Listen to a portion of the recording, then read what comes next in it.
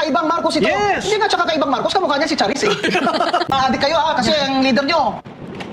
Nasa ano yun? Yanig ang team Malita dito.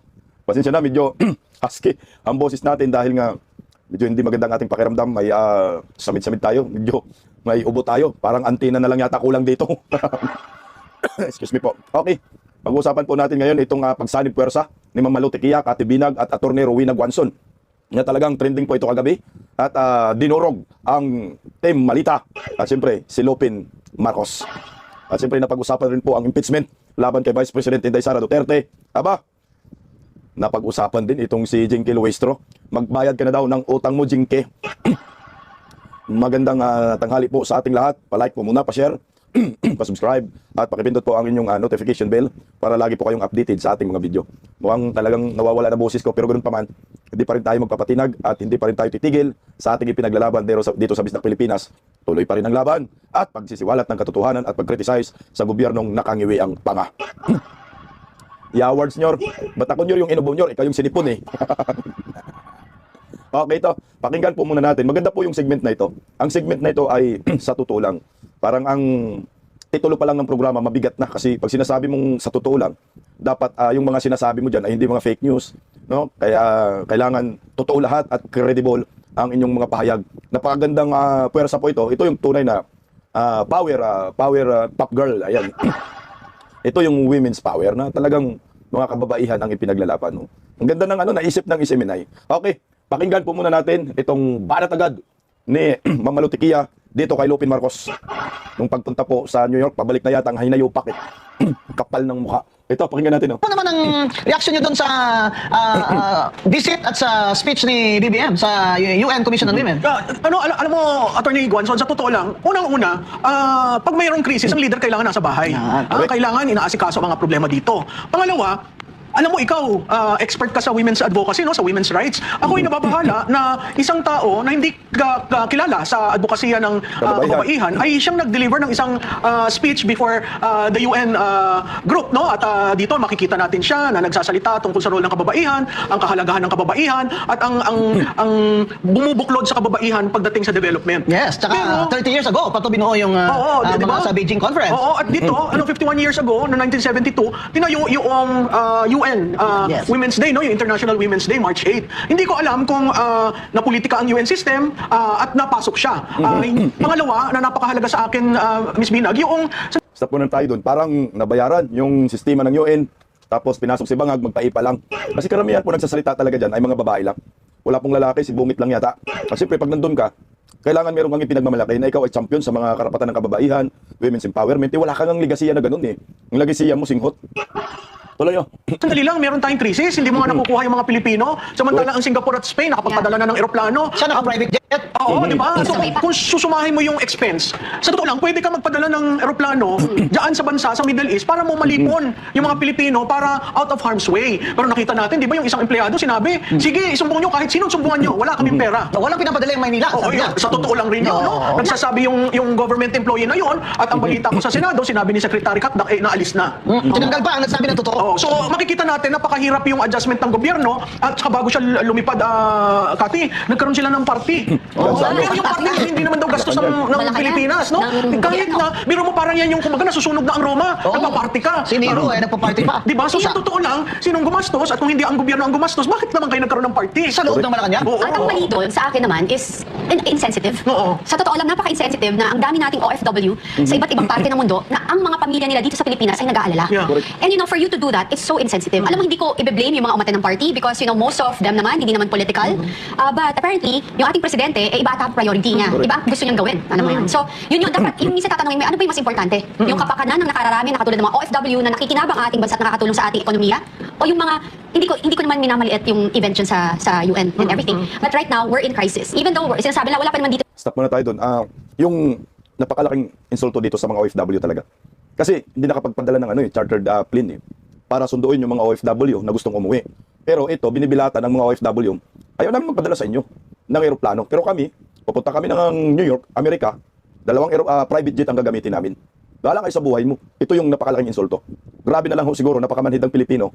Pag hindi po kayo dito masasaktan at hindi po kayo magagalit sa ginagawa ni Bongbong Marcos. Tuloy po natin, Katibinag. Sa atin ng gera, pero intay pa ba natin dumating ang gera bago tayo maghanda? Oo, tama yun, no? Kasi kita mo naman ang pila sa mga gasolinahan. Hindi pa nagkikick in yung bagong presyo, pumipila na sila, hindi pa nagkikick in yung bagong presyo, may nag-advance na. Exactly. Kasi totoo gusto lang, natin yun eh. di ba? Anong nangyari? DOE, bakit? Sabi nila may 55 daw show cause order. Ano yung mag-show cause order ngayong araw na ito na ang presyo ay pataas na. Samantalang yung small players daw nauna nung Biyernes. So ako, nanghihinayang ako dun sa effort na whole of government. No? At siyempre, pagtaas ng presyo ng gasolina, tataas ang presyo ng bilihin, wala pang price freeze ngayon sa basic commodities, di ba? So lahat ito, nai-involve ang Pilipinas at kung hindi mo priority na yung 60-day supply na lamang ng gasolina natin, may problema tayo, malaking problema. At Prof. Malu, kung walang organized government effort, ang next problem will be panic buying. That's right, that's right. Because that's what happened in Dubai, di ba? Oo. Kasi tayo, hindi nga tayo abutin dito ng missiles, pero sa fuel crisis lang, alam naman ng lahat, tataas lahat ng bilihin.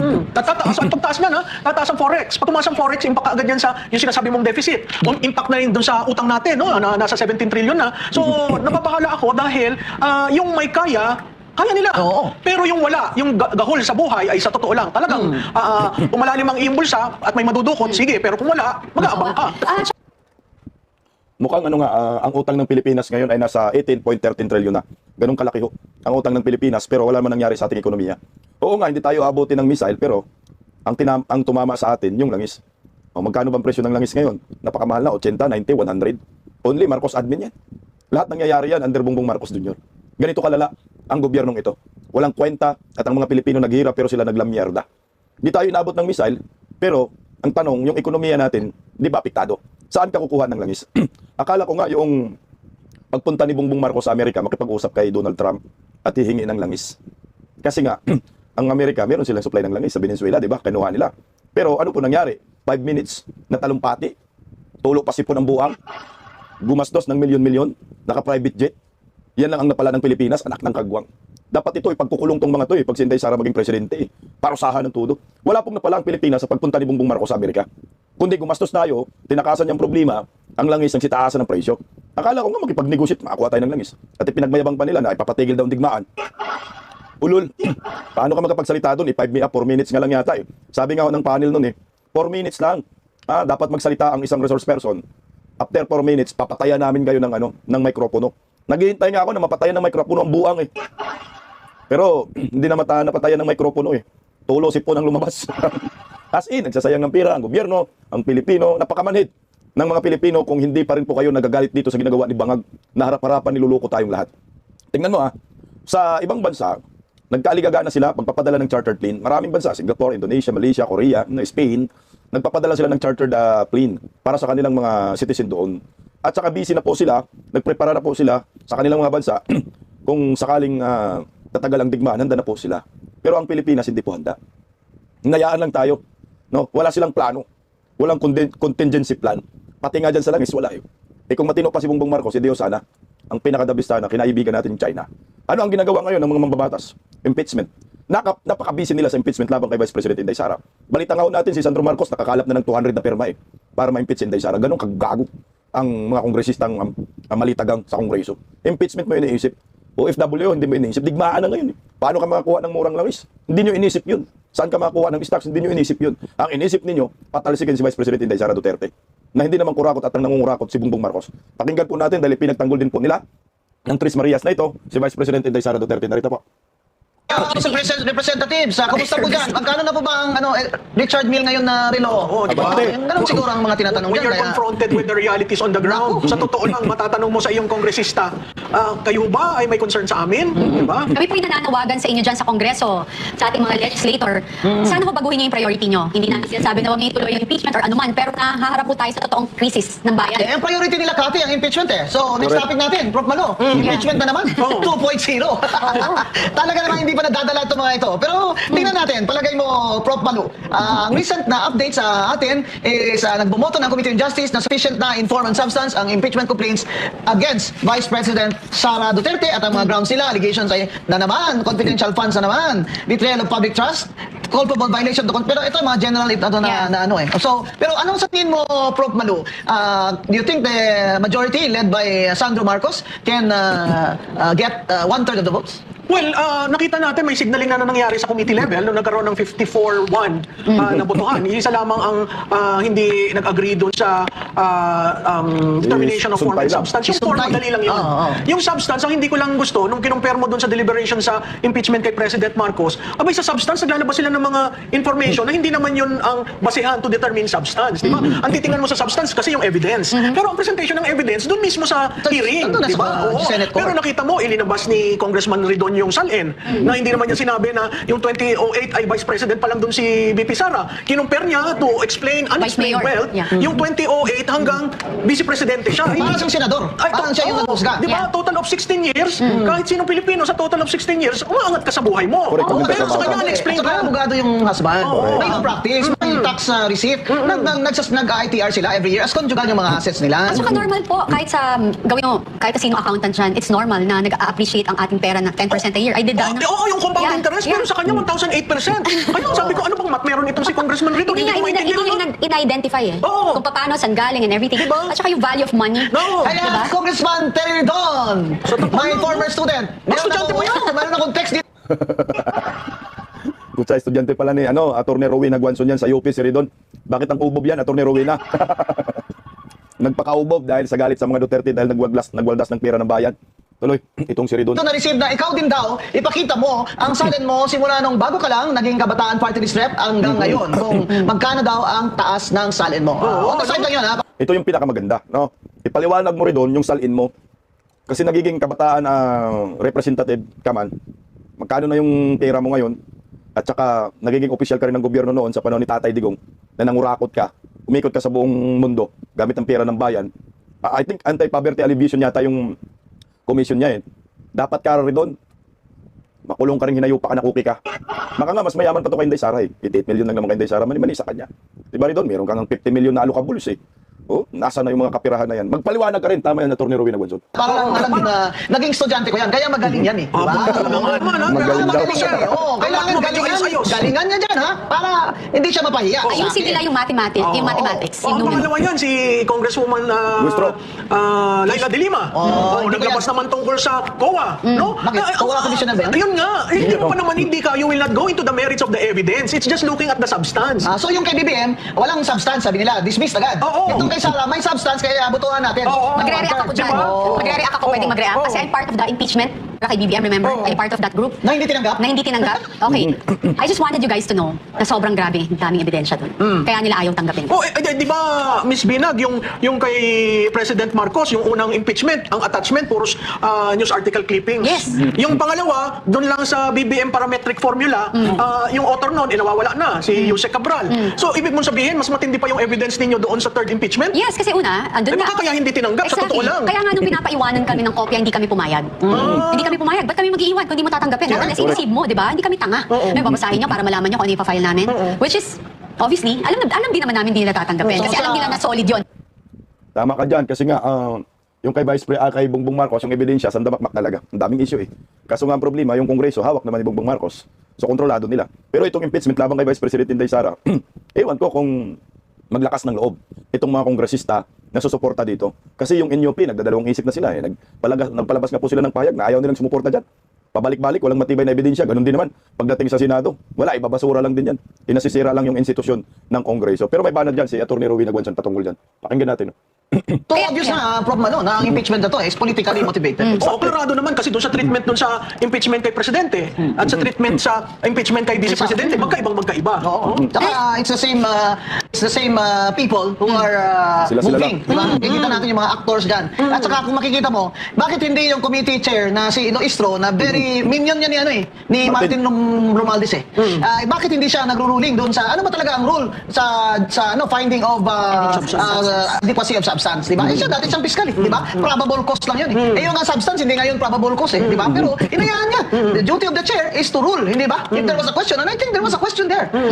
Puta piskal pala yung si Luistro, naging piskal. Pero yung asawa niya, tinago niya, may kasong rape. Intindi, no? Piskal yan, ha?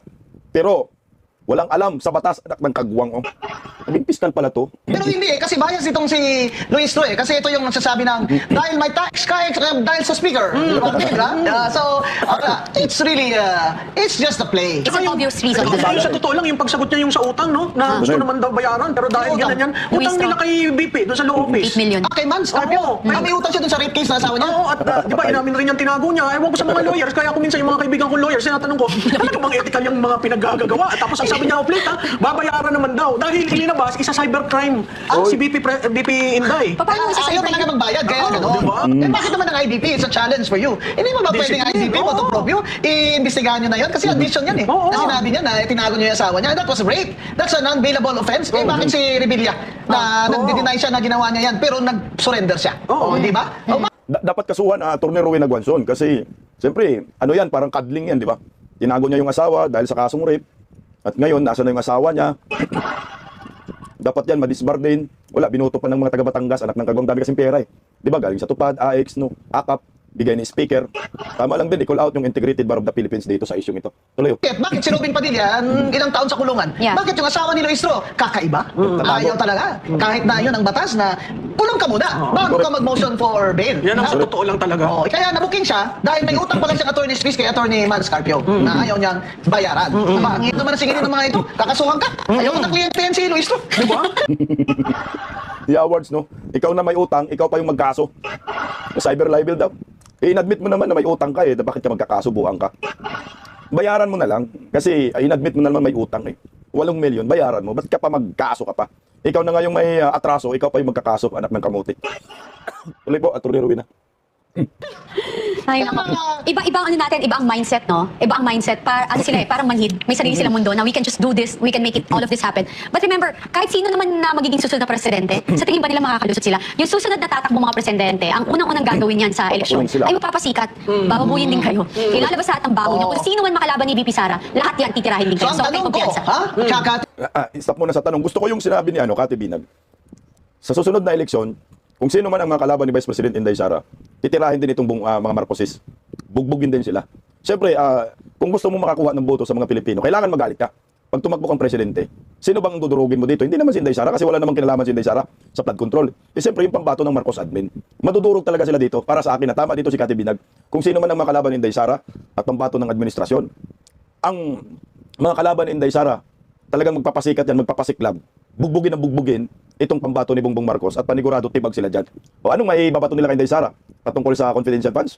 Malabong malabo. Eh kung hindi pa yan matuloy yung impeachment na yan, eh wala, nalinis na si Inday Sara. Kaya nakikita ko ngayon si Sandro Marcos, talagang nagsikap siya, no? Para makahanap ng sapat na pirma. Iwan ko kung ano yung kapalit nito. Kasi nakaraan 150 million at saka for litter release project. Iwan natin kung ano ho yung, yung kanilang kapalit. Pero tingnan nyo po, pakinggan natin si Rowena, may banat siya dito.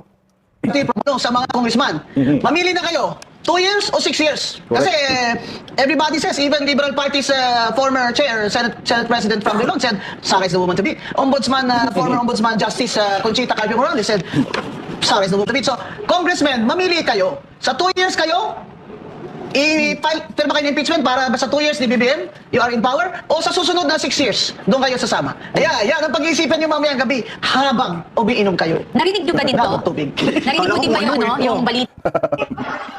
Umiinom ng tubig. Kala ko daw kung ano. May sense yun ha. Yung sinasabi ni Atty. Rowena Guanzon. Mamili ka, ang point dito, mamili ka 2 taon or 6 na taon.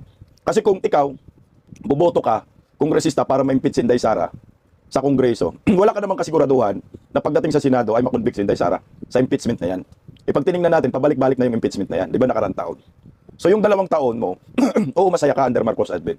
Pero, pagdating ng 2028, panigurado naman si Vice President Inday Sara ang mananalo. Saan ka pupulutin sa 6 na taon na yan? What if matalo ka? No? Matalo ka noong 2028, sa 2028 election. Si Inday Sara maging presidente. Ngayon, ano ang mangyayari sa'yo? Ikaw, pumirma ka para ma-impeach si Inday Sara. Sa tingin mo ba hindi ka babalikan ni Vice President Inday Sara? Sabihin na lang natin, hindi si Inday Sara ang babalik sa'yo. Yung mga kakampi ni Vice President Inday Sara. Yung magiging gabinete ni Vice President Inday Sara na nasaktan na under Marcos admin. Ginawa nila kay Tatay Digong, mag-anniversary na. Ngayon pala, 1 taon anniversary ni Tatay Digong, pagkidnap kay Tatay Digong. Yung soberanya ng ating bansa. Yumuko at nilapastangan ni Bongbong Marcos. Talagang babalikan kayo. So yung political career ninyo masisira at mawawasak. Yang isa sa mga nakikita natin. At panigurado, lahat kayo, magbabayad kayo sa mga Duterte. Kaya mag-iisip, tama si Atty. Rowena Guanzon, pag-isipan nyo habang uminom kayo ng alak ng mga 5 milyon bawat buti. Kasi tingnan mo ang inyo, pinaisip din nila yan. Kasi nga, alam nila ni Puno, kasi po, na yung ginagawa nila sa mga Duterte ay sobra-sobra. At gaganti talaga yung mga kalyado ng mga Duterte. At hindi papayag na hindi kayo yumuko at lumuhod sa lupa at magmakaawa sa inyong kagaguhang ginawa sa mga Duterte, lalo na kay Inday Sara. Kaya kung wise kang kongresista, siyempre, pipiliin mo na maging ligtas ang political career mo at hindi ka papayag na mabalikan ka ng mga Duterte at mawasak ang inyong pangarap sa politika. Tuloy po natin. Balita na merong sinabi si BP Sara na si Martin Luther King ang balak na... Sino ba yung Martin Luther King? Romualdez. Eh, yung favorite ko. Oy, naku, sa totoo lang ha. Tatakbo raw na presidente. Baka hindi pa nag-give up. Lumalabas pa ngayon, syempre, ano na siya, payat na siya ngayon. Yeah. Ganyan talaga nagagawa. Masyadong marami ka ng pera eh. Marami ka ng mansion, marami ka ng helicopter at jet. Namamayayat ka talaga, Malu. Kaya tayo, hindi talaga namamayayat eh. Oo, masarap ang buhay natin, kahit simple lang, no? Kaya ganyan. Ngayon, gusto pa niyang tumakbo. Uli, kaya nag-recycle siya ngayon sa social media na ang kaban ng bayan na hindi para sa sarili. Para namang sa magaling ito. Tsaka wala talaga sumunod dun sa, nasan ba yung 1.5 at 1.9 trillion? Correct. Hanggang ngayon. Nasaan ka na ba ngayon, Martin Luther Oo. Romualdez? Where are you? At saka ano na nangyari sa flood control? At bakit hindi ka, Martin Romualdez, iniimbestiga ng ombudsman? Oo. Correct. Di ba parang umuulan lahat ng issues dito sa totoo lang? No, mahirap pala dito sa show. Ano, umaambon. Ano, bagyo Bagyo ng issues eh. Ano ditong sacred cow? Oo, dito sa totoo lang dito talaga. sa totoo lang. Walang filter, puro katotohanan lamang at pwede tayong magtanong at konfirmahin ang bawat diskasyon na aming ginagawa. Ang galing nga ng ginawa ng Seminay, bilib ako. Sa totoo lang, trending eh. Kaya nga kagabi yung in-upload kong video, walang views. Ano sila dito eh, nakababad lahat eh. Ang lakas naman ng loob ni Martin Romualdez, natatakbo pa rin siya sa pagkapangulo, pagkatapos na maglima sa kaban ng bayan. Magpakulong ka muna, buang ka. Sama mo yung pinsan mong silupin. Tuloy natin. So palagay mo, Prof. Manu, dahil sa survey ng publiko sa iba pa, na leading si BP Sara, ay may panic na ba? Amang BBM gang? Oo, may Sobra panic ka sa na yan kasi nakita mo naman, biro mo ang presidente, nagmedyas ng pink at pumunta sa Naga at tinuro yung medyas. Doon na lang, sabi ko, ano ba naman yan? Para doon sa mga kasama doon sa samahan tsinelas, talagang insulto yun. Sinyalis ba yan natakot sila na si Ay, BP Sara? naganap na kagad ng mamanukin eh, at talagang nililigawan across all colors, political Yeah. colors. Saka Yun umaasa ba sila na si Leni Robredo ay sasama sa Ito. BBM gang at hindi na niya itatanong ano nangyari sa korupsyon at bakit walang nananagot? Oo. Sa pagkakilala ko sa kanya, sa tagal naman ng samahan namin ni Jessie, we were mayors together, Oo. we were friends. Oo. Hindi naman ganyan si Lenny, na akala nila si Lenny, madaling bilhin naman sa 500 Oo, million na 500 sa ano, Coliseum, no? multipurpose building. Ano ba? Oo. Walang, kung gagawa kayo ng mga ano dyan, napakababaw ng tingin nyo kay Mayor and former VP Lenny Robredo. Kasi ang nakita ko, Malu, sabi ni Egay Erice na Liberal Party, hindi ako magmamarcos. Kahit hindi ako magsara, hindi ako magmamarcos. Sabi ni Erice. Oo. Tapos, ang pagkaalam ko, dahil kilala ko si Senate President Drilon personally, at sa kanya ako nagsimula sa ACRA, di ba? Oo. He was my managing partner. That's right. I was my examiner in labor law. I was Yeah. recruited by his wife.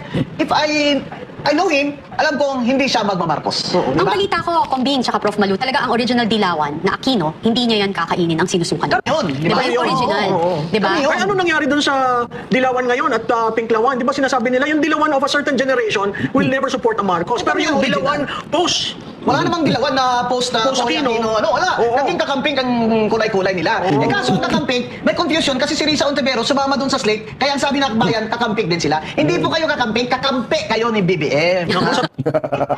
Hindi daw sila kakampi kayo ni BBM. Pero wala, ikain suka na nga po yung mga dilawan ngayon, Atty. Rowena Guanzon eh.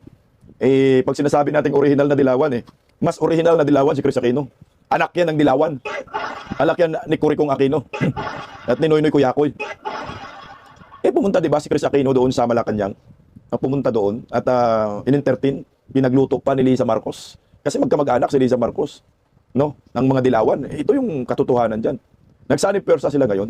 So ang hindi lang matanggap-tanggap ng iba, yung mga original na dilawan kagaya ni Atty. Rowena Guanzon, na makipagsanib pwersa sila sa Marcos. Dahil nga sila nanindigan sila, nagalit sila sa Marcos, ang Marcos ay pahirap. Pero ang problema nga ho ngayon, ang mga Marcoses, nasa Malacanang ngayon. So nililigawan yung mga dilawan. Nililigawan si Leni Robredo, Pinklawan, kahit nasabihin na hindi ganyan si Leni Robredo sa prinsipyo, kung may magtutulak, no, sa baba, palagan mo na. Kasi di ba nagpinklawan naman si Leni Robredo para ma-isolate siya sa dilawan, pero ganun pa rin sila, ang hukbo, dilawan pa rin. Pero bilib ako sa prinsipyo ni Rowena Guanzon dahil nanindigan siya na dilawan talaga siya. Sabi nga niya, dilawan ako. Hindi ako namamangka sa dalawang ilog. Nanindigan ako. Nagalit ako sa mga Marcoses. Yan ang sabi niya. Pero hindi ko naman din hindi ko naman binabanatan ang mga Duterte. Yan ang sinasabi niya.